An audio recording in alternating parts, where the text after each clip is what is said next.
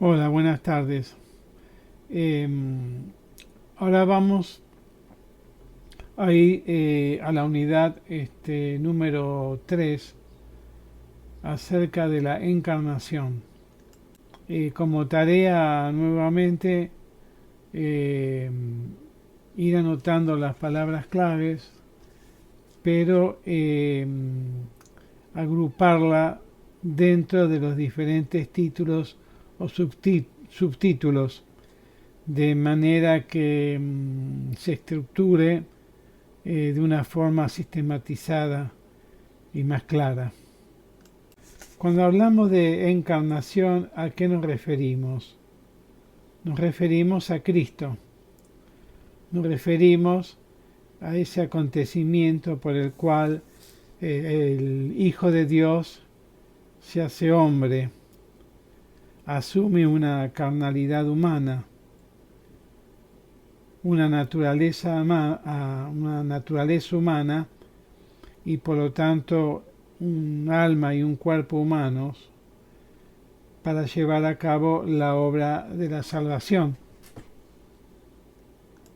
Por eso San Pablo nos dice en la carta a los Filipenses, tengan entre ustedes los mismos sentimientos que tuvo Cristo, el cual siendo de condición divina, no tuvo esto como algo igual a Dios, sino que se despojó de sí mismo tomando condición de siervo, haciéndose semejante a los hombres y apareciendo como un hombre, y se humilló a sí mismo, obedeciendo hasta la muerte y muerte de cruz. Porque el Hijo de Dios se hace hombre con la finalidad de ofrecer su vida en rescate por la humanidad de ese pecado original que afectó y afecta a toda la humanidad. San Juan también dice, y el Verbo se hizo carne y habitó entre nosotros, o puso su morada o su tienda entre nosotros. Tienda, ¿por qué? Bueno, porque hace referencia a la tienda de reunión donde Moisés se reunía para hablar con Dios. De esta forma quiere decir Juan que Dios acampó con nosotros, puso su morada entre nosotros. Digamos que está utilizado este concepto en términos bíblicos y en términos que hacen referencia al Antiguo Testamento. Aunque esta morada ahora es el alma y el cuerpo de este hombre Jesús. Por eso debemos tener en cuenta dos cosas. Por un lado, sabemos que Dios es un solo Dios y trino en personas divinas, el Padre, el Hijo y el Espíritu Santo. De esas tres personas, es la persona del Hijo la que se hace hombre, en tanto que es el Hijo de Dios el que viene a rescatar a los hijos perdidos de Adán. Si bien se puede decir Dios se hizo hombre, pero propiamente hablando, o siempre hay que recordar que técnicamente hablando, digamos así, y no es el Padre ni el Espíritu Santo el que se hace hombre, sino es el Hijo, la persona del Hijo. Por eso que el Hijo, al hacerse hombre, como veremos entonces, tiene dos naturalezas, la naturaleza divina y humana, porque el Hijo de Dios asume la naturaleza humana sin dejar de ser Dios. Entonces no debemos confundir estos dos misterios que de todas formas están relacionados uno con el otro. Por un lado tenemos el misterio de la Santísima Trinidad, un solo Dios en tres personas divinas. Y por el otro lado, de esas personas divinas, la del Hijo al hacerse hombre, tenemos el misterio de Jesús. Es decir, entonces Jesús tiene dos naturalezas, la humana y la divina. La otra cuestión es que siempre pasa en todos los cursos, que se llega a hablar de reencarnación. Se utiliza comúnmente reencarnación porque es un concepto, ¿no es cierto?, que anda dando vuelta, digamos, como a nivel popular, pero no tiene nada que ver una cosa con la otra. Reencarnación es un concepto que pertenece a las religiones o filosofías orientales, en donde hay una desvalorización del cuerpo, poniendo el acento en el alma, en el espíritu, que está en constante lucha contra el cuerpo. Si el espíritu en su muerte no ha logrado realmente la perfección o la purificación, debe reencarnarse, ese alma emigra hacia otro cuerpo. Por eso, por otra parte, le decía que hay una desvalorización del cuerpo, como así también una desvalorización del hombre como persona humana único y irrepetible, como compuesto de alma y cuerpo. Por eso esas religiones hablan de reencarnación. En el caso de la fe cristiana es encarnación y hace referencia a que, como dije, el Hijo de Dios se hace hombre, asumiendo una naturaleza humana, sin dejar de ser Dios.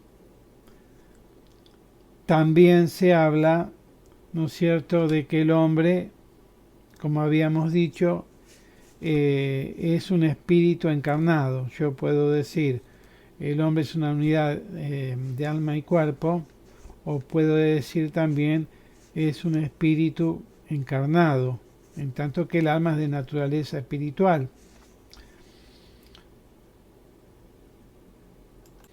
Pero este espíritu encarnado es único e irrepetible. Y una sola vida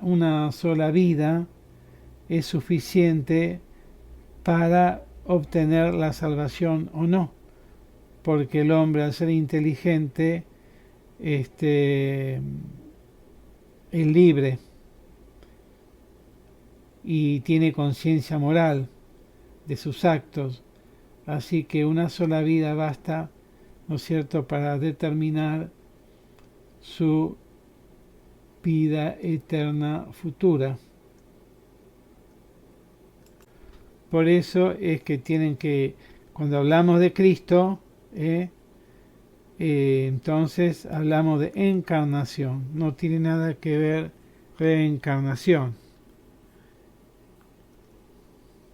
Bueno, entonces la fe en la verdadera encarnación del Hijo de Dios es el signo distintivo de la fe cristiana. Es, digamos, la gran novedad que los apóstoles y todos los cristianos salen a proclamar. Por eso San Juan, en la primera carta, capítulo 4, versículo 2, dice: todo espíritu que confiesa, o sea, todo hombre que confiesa a Jesucristo venido en carne, es de Dios. Y San Juan que dice: y el Verbo se hizo carne y habitó entre nosotros. Ahí la palabra verbo está haciendo referencia al Hijo de Dios en su preexistencia eterna junto al Padre y al Espíritu Santo. Por eso que cuando queremos hablar del Hijo de Dios en el seno de la Santísima Trinidad, utilizamos también la palabra verbo o palabra, porque Jesucristo es la palabra de Dios. Entonces se puede decir el verbo se hizo carne o la palabra se hizo carne. Así, la palabra de Dios en el Antiguo Testamento podemos decir es Cristo. Entonces esa palabra en el Antiguo Testamento que es Cristo, ahora se hace carne y habita entre nosotros. Muy bien, ya vimos entonces qué es la encarnación. Ahora pasaremos a ver cuál es la finalidad de la encarnación y todo lo que está contenida en ella. Entonces, ¿qué decimos? El Hijo de Dios se hizo hombre para salvar al género humano. Sabemos, ¿no es cierto?, del pecado y para reconciliarnos con Dios. En este sentido, ¿no es cierto?, son claros los textos de las Escrituras. Así podemos citar, por ejemplo, a San Juan, en el capítulo 3 y el versículo 17. Recuerden siempre que los libros de la Biblia se dividen en capítulos y estos a su vez en versículos. En un diálogo que tiene Jesús con Nicodemo, que lo iba a ver de noche por temor a los judíos, dice lo siguiente: sí, Dios amó tanto al mundo que entregó a su Hijo único para que todo el que cree en Él no muera, sino que tenga vida eterna. Porque Dios, a esto me refería, no envió a su Hijo para juzgar al mundo, sino para que el mundo se salve por Él. También en la primera carta de San Juan, en el capítulo 4, versículo 10, dice lo siguiente: y este amor no consiste en que nosotros hayamos amado a Dios, sino en que Él nos amó primero y envió a su Hijo como víctima propiciatoria por nuestros pecados. Propiciatoria se refiere a que es ofrecido por nuestros pecados. De esta manera, entonces, la salvación del género humano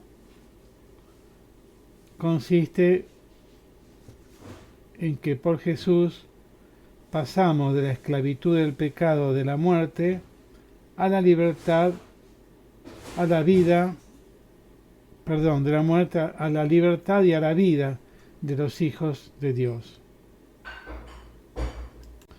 De esta manera, la encarnación del Hijo de Dios está, ¿no es cierto?, ordenada a nuestra salvación.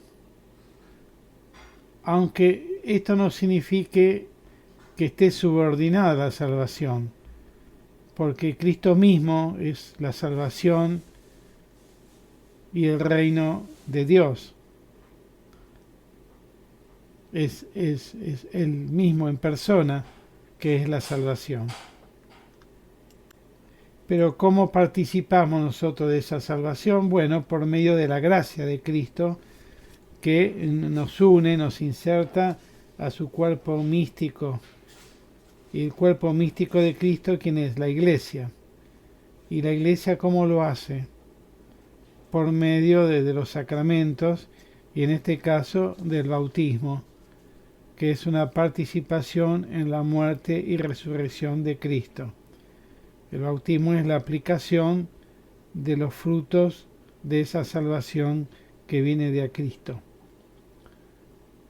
que tiene una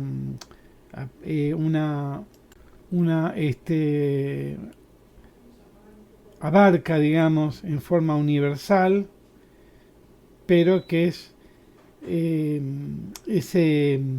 esa dimensión universal debe hacerse o particularizarse en cada uno de los hombres que nace por medio del bautismo.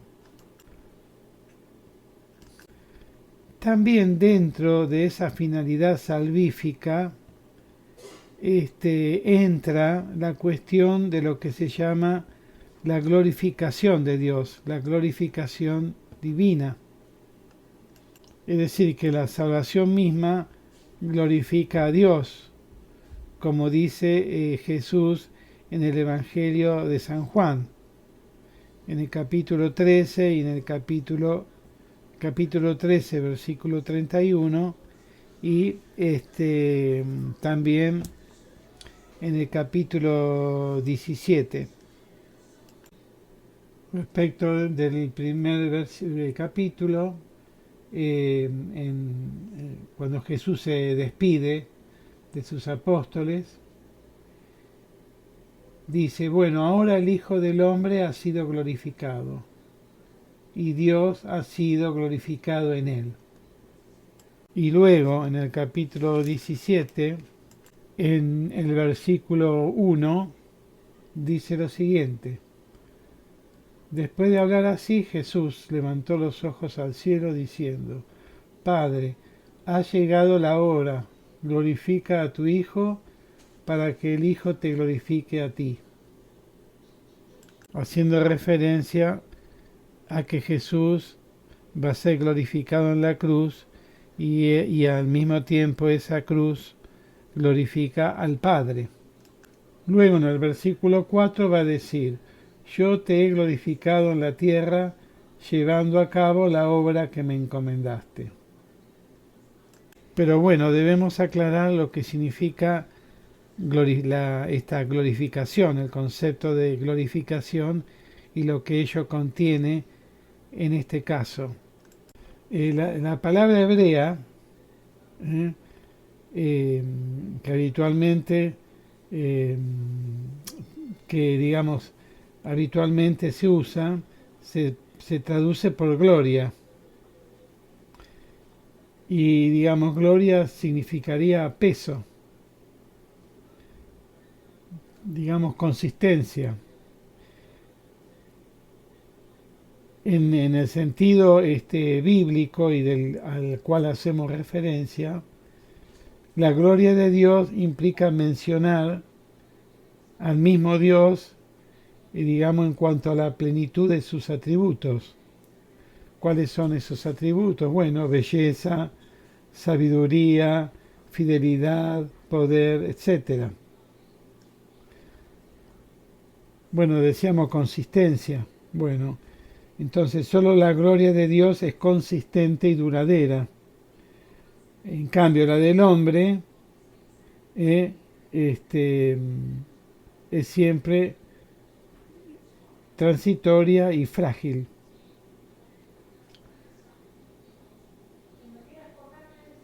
Y así hace referencia también la Biblia. Por ejemplo, en el Salmo 49 y siguientes. No te inquietes cuando alguien se enriquece y aumenta el lujo de su casa. Cuando muera no se llevará nada, su lujo no bajará con él. Aunque mientras vivía se felicitaba diciendo, te aplauden porque te has enriquecido. También él irá a reunirse con sus antepasados que nunca más verán la luz. El hombre rico e ignorante es como el animal que perece. Haciendo referencia a que la autoglorificación del hombre es una realidad aparente y frágil. Y San Pablo en la primera carta a los tesalonicenses, en el capítulo 2 del versículos 5 al 6, dice lo siguiente: Dios es testigo, y ustedes lo saben, de que nunca nos dejamos llevar por la adulación o la avaricia.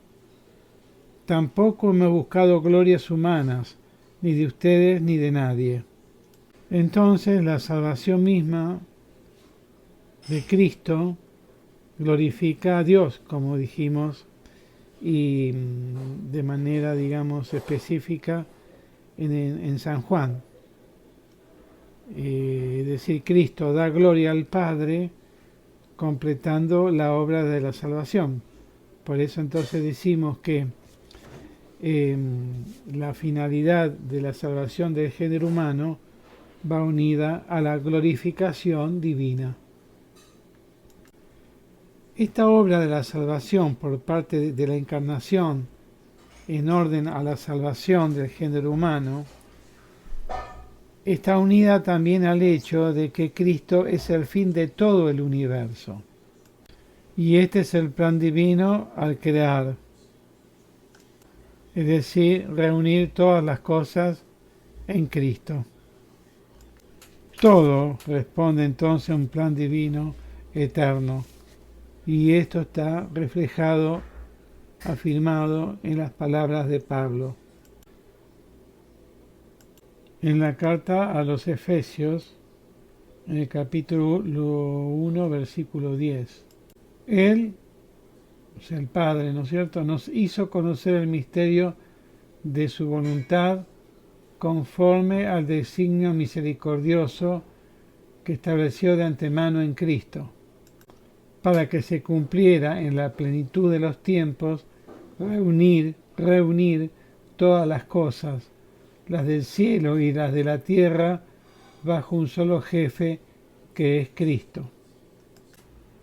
El Máximo el Confesor, uno de los padres de la Iglesia del siglo VII después de Cristo, que murió mártir, dice lo siguiente: todos los mundos y todo cuanto contienen existen para el misterio de Cristo. En Cristo han recibido su principio y su fin. Esta síntesis ya estaba premeditada antes de todos los mundos, es decir, desde la eternidad. Y prosigue luego: en la plenitud de los tiempos, esta síntesis fue visible en Cristo, aportando la realización de los proyectos de Dios. Cristo entonces, como Salvador del mundo, es el fin de todo el universo, según lo dispuso Dios desde toda la eternidad. Es decir, entonces, que Dios crea para comunicar su vida a la creación y al hombre, especialmente, que es la cumbre de la creación, de esa creación, y de esta forma hacer a esa creación en Cristo, en el hombre, hacerla partícipe de su plenitud. Y ese plan se cumple en su Hijo Jesucristo, reuniendo, como dice San Pablo, en Él, en Jesucristo, todas las cosas, tanto celestes como terrestres, visibles como invisibles. Con lo cual Cristo entonces es el principio y el fin de todas las cosas, según ese plan divino eterno. Por lo tanto, Cristo entonces está en el centro del plan de Dios y en el centro entonces de la historia humana. Por eso, al mismo tiempo, la preeminencia de Cristo respecto de las demás criaturas. Él está por encima de todas ellas. ¿Por qué? Bueno, porque su naturaleza humana, que lo constituye como verdadero hombre, está unida a la persona divina del Hijo de Dios. De este modo, entonces, la Escritura nos invita a apreciar, a ver la relación de la creación con la obra de la salvación, la unidad que hay entre ambas cosas.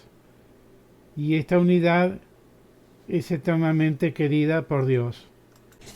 Por otro lado, también, la encarnación es el signo del amor divino. Por eso el Catecismo de la Iglesia Católica afirma que el Verbo se encarnó para que nosotros conociésemos así el amor de Dios. Y cita a la primera carta de San Juan.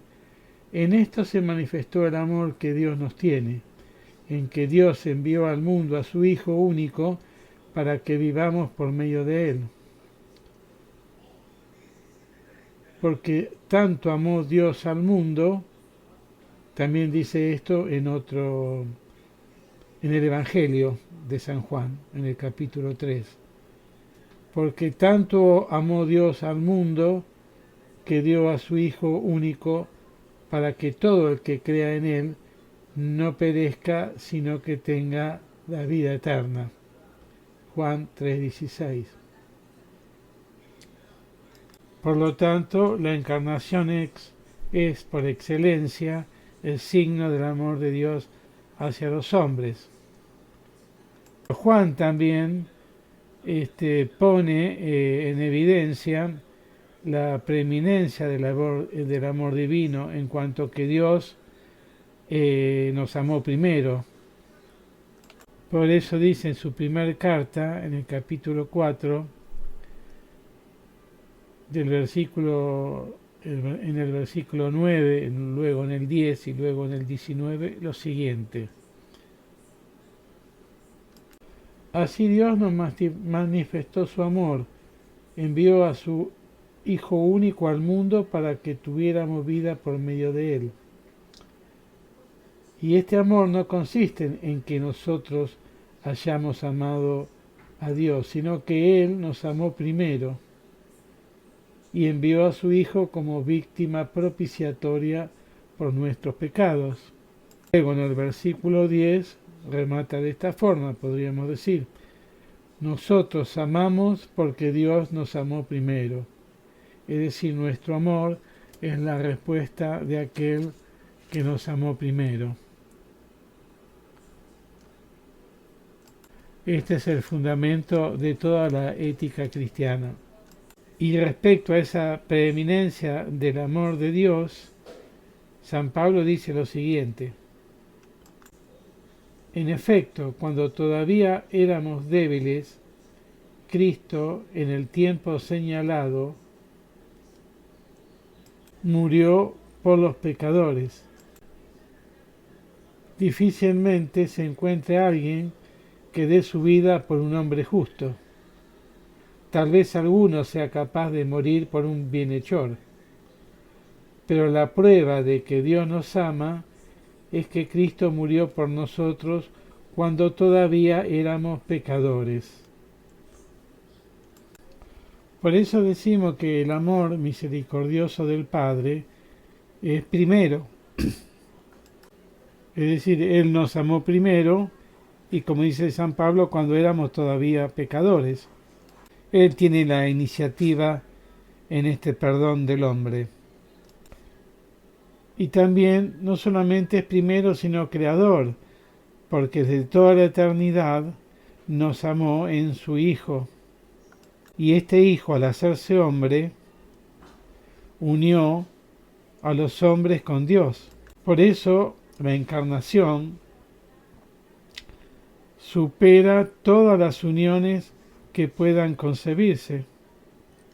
Y más, la marca profunda de ese amor es que la encarnación se realizó en una carne pasible y mortal. Así Jesucristo en su pasión se ofreció por todos nosotros. Por eso que San Pablo, habla de la locura del amor divino, hasta dónde llega.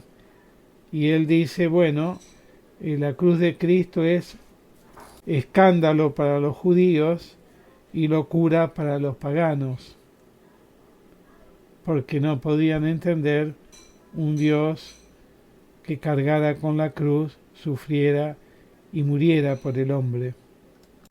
Además, otra cuestión que habla, ¿no es cierto?, de la condescendencia y el respeto que tiene Dios por sus criaturas, por el hombre, porque digamos es toda la humanidad en su unidad con Cristo como su cabeza, como nuevo Adán, que satisface a Dios por sus pecados.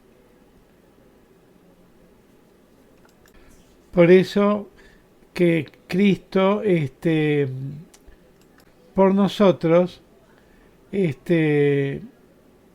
ocupa el lugar de nosotros y nos merece el perdón, la salvación y la reconciliación con Dios.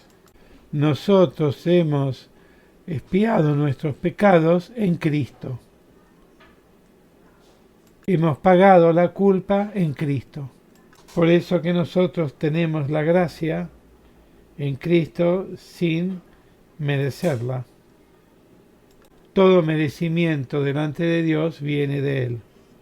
Luego, a partir de eso, recién nosotros entonces podemos dar respuesta con nuestra fe, con nuestra vida, con nuestros actos humanos y cristianos. Con respecto a la encarnación tenemos dos preguntas clásicas dentro de la teología. Una es si Dios se habría encarnado si el hombre no hubiera pecado. Y la otra es si necesariamente para salvar al hombre el Hijo de Dios tendría que haberse encarnado. En el primer caso, entonces, si Dios se habría encarnado, si el Hijo de Dios se habría encarnado, en el caso de que el hombre no hubiese pecado, está la posición de Duns Scoto, de fines de la Edad Media, en el siglo XIII. Él sostiene, poniendo el acento en lo que hablamos hoy de la primacía absoluta de Cristo respecto de toda criatura, que la encarnación es querida por Dios por sí misma y por lo tanto no está condicionada por la caída del hombre y la redención. Por lo tanto, podría haberse encarnado, digamos, en una naturaleza que no estuviese sujeta a la pasión, a la debilidad, a la fragilidad de Jesucristo tal como se dio, es decir, en una carne impasible. Santo Tomás le hace un cuestionamiento desde el punto de vista que esta tesis de Duns Scoto no tiene apoyo en la Escritura, como así tampoco en la tradición patrística.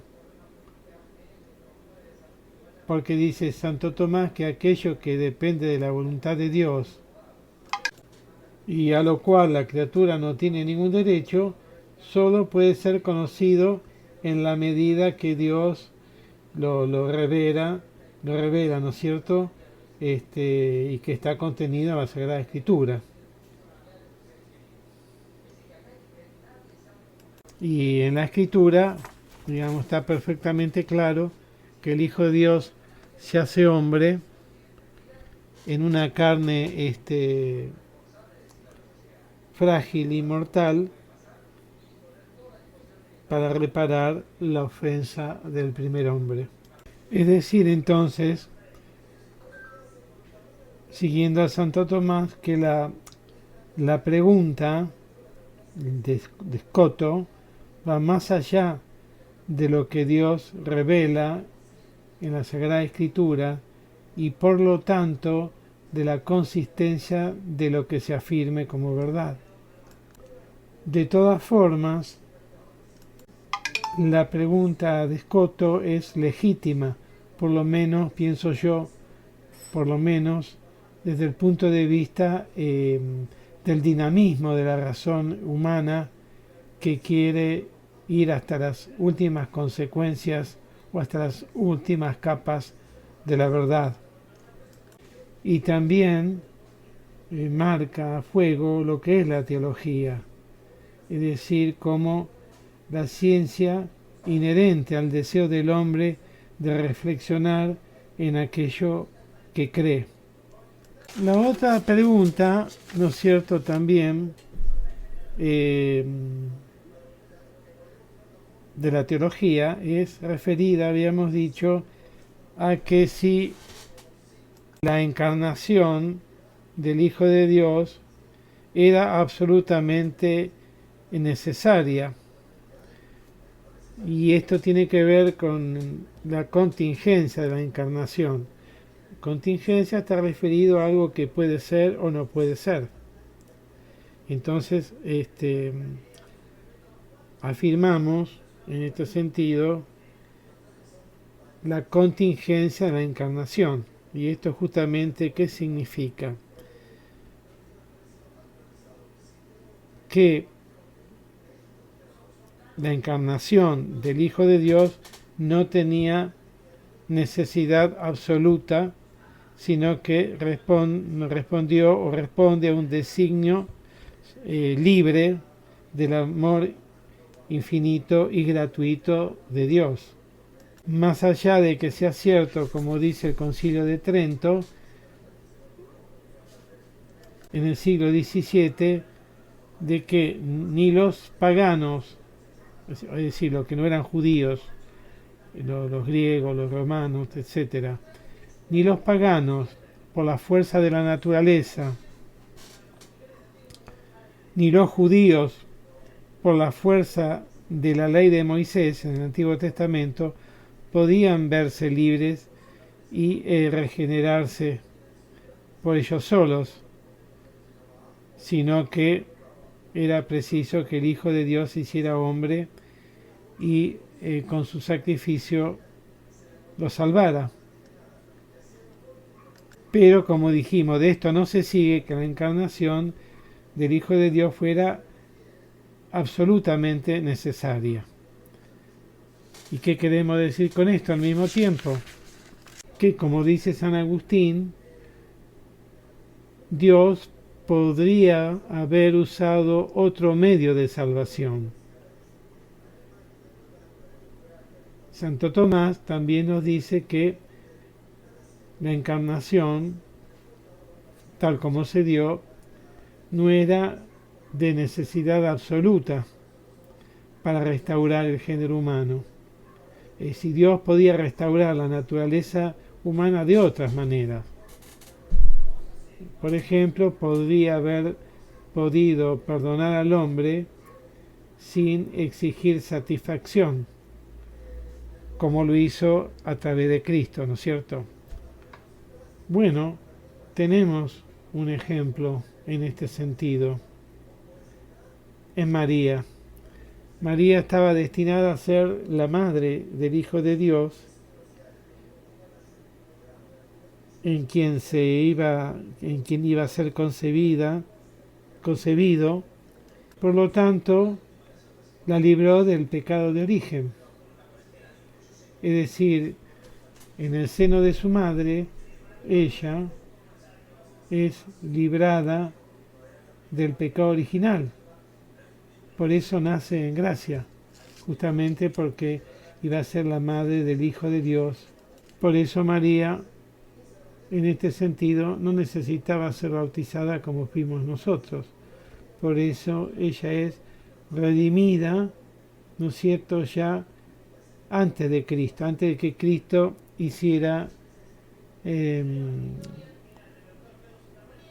cumpliera el plan de salvación del Padre por medio de la cruz. Nosotros necesitamos ser redimidos después por medio del bautismo. Por eso ella es, en ese sentido, la primera cristiana, porque nace sin el pecado original, nace en gracia, aunque en orden a Cristo. Esto es lo que se llama redención preservativa, es decir, preservó a María de la mancha del pecado original en relación a Cristo, en tanto que ella, vuelvo a repetir, estaba destinada a concebir en su seno por obra del Espíritu Santo y dar a luz al Hijo de Dios hecho hombre. Dijimos que Cristo es el principio y el fin de la creación, que tiene primacía sobre todo lo creado, ¿no es cierto? Que en Él fueron creadas todas las cosas, las del cielo y las de la tierra, de todo lo visible y lo invisible, como hemos leído de San Pablo. Pero ¿qué pasa si existieran otros mundos?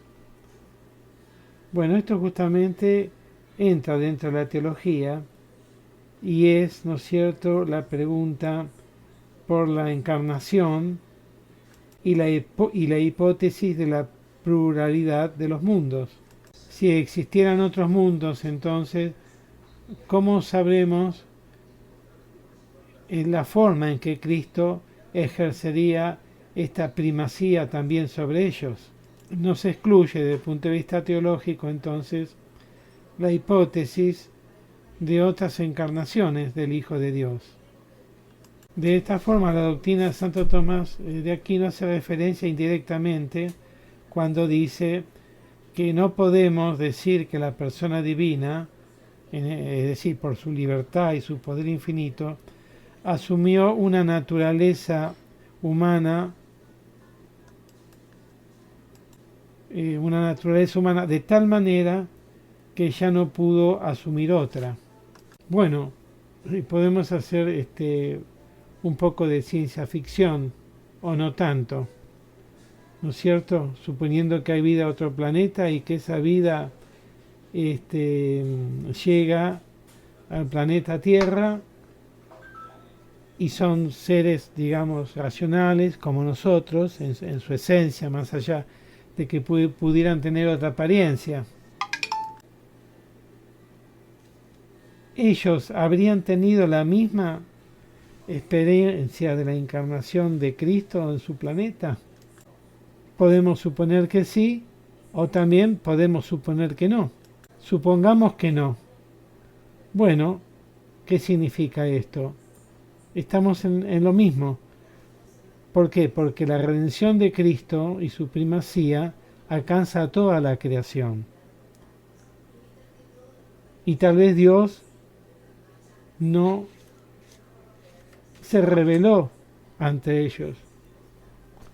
Y somos nosotros, los del planeta Tierra, que debe tener la iniciativa en esta obra de salvación de Cristo, y por lo tanto ahí la Iglesia, los cristianos, tendrían una nueva misión de carácter, digamos, interplanetaria. Así como la Iglesia de Europa, frente al descubrimiento del Nuevo Mundo, evangelizó las tierras americanas, y así también otras tierras, también en el caso de que estos extraterrestres, porque hay que ver en qué creen, si creen en algo, si no creen o en qué creen, en este caso la Iglesia entonces comenzaría o ampliaría su misión, digamos así, interplanetaria. ¿Por qué? Porque Cristo, en este caso, su redención tiene un alcance universal. Bueno, dejando la ciencia ficción, pero que de algún modo no sería tanto ciencia ficción porque es posible la vida en otros planetas, y también ateniéndonos al hecho, ¿no es cierto?, que dijimos recién de la pluralidad de los mundos. Ellas son que el Verbo de Dios se encarnó para ser modelo de santidad, y la otra finalidad tiene que ver con el fin último para el cual se encarnó, es decir, para hacernos partícipe de la naturaleza divina, porque el Hijo de Dios se hizo hombre, ¿no es cierto?, para restaurar la ofensa original, reconciliarnos con Dios y recuperar el plan de salvación que implicaba, ¿no es cierto?, que el hombre participase de la vida divina. Todo lo primero, que Cristo, el Hijo de Dios, se encarnó, se hizo hombre para ser nuestro modelo de santidad. Acordémonos que el Evangelio nos dice: yo soy el camino, la verdad y la vida. Nadie va al Padre sino por mí. Y Jesucristo, en el monte de la bienaventuranza, nos dice que nos amemos los unos a los otros. Perdón, en el monte no dice eso, sino más adelante, cuando Jesucristo le da una ley nueva a los apóstoles y a toda su iglesia, de que nos amemos los unos a los otros como yo los he amado, como está en el Evangelio de San Juan. Por eso habíamos dicho que Cristo, o Dios, nos amó primero, y que la vida cristiana consiste en responder a aquel que nos ha amado primero y que nos llama, en este caso, a vivir como Él. Por eso Jesucristo se hizo hombre para ser modelo de santidad, es decir, modelo de hombre,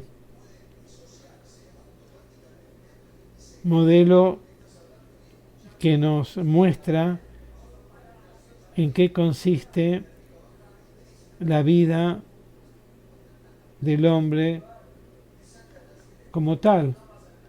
Modelo de santidad, en definitiva, significa modelo de humanidad. Es decir, el hombre que no se autoglorifica a sí mismo como criatura, sino que tiene su fundamento y su fin último en Dios, y vive como Jesucristo, como Hijo de Dios, con todo lo que eso significa, teniendo como ley, digamos, fundamental de su vida la ley del amor. Y como dice San Pablo, el que ama cumple con toda la ley, porque detrás de todos los mandamientos divinos está el amor. Por eso que el amor consuma los 10 mandamientos del Antiguo Testamento. La otra finalidad era, dijimos, que el Verbo se encarnó para hacernos partícipes de la naturaleza divina, como dice Pedro en su carta. En tanto, ¿no es cierto?, que el Hijo de Dios se hace hombre para que el hombre participe de la vida divina. Por eso también habíamos dicho que la unión del hombre con Dios se realiza de forma excelente y profunda y verdadera. Bueno, San Ireneo nos dice lo siguiente: porque el Hijo de Dios se hizo hombre para hacernos Dios, pero en el sentido de hacernos partícipe de la gloria divina. En ese sentido también lo dice Santo Tomás de Aquino, tal cual está aquí en el Catecismo. El Hijo unigénito de Dios, queriendo hacernos partícipe de su divinidad, asumió nuestra naturaleza para que, habiéndose hecho hombre, hiciera dioses a los hombres. Por último, algo que me olvidé. Cuando decimos, volvemos al principio de los principios, que el Hijo de Dios se hace carne, y yo le dije que eso significaba que asumía una naturaleza humana con un alma y un cuerpo verdaderamente humanos. Pero carne, en hebreo, hace referencia justamente a la fragilidad del hombre en cuanto criatura humana. Quiere decir que esto es lo que implica la carnalidad, es decir, que Cristo asume la vida humana, ¿no es cierto?, bajo estas condiciones de fragilidad, debilidad y finalmente de mortalidad. Y esto es por lo que se llama anonadamiento. o sea, rebajamiento de su condición divina.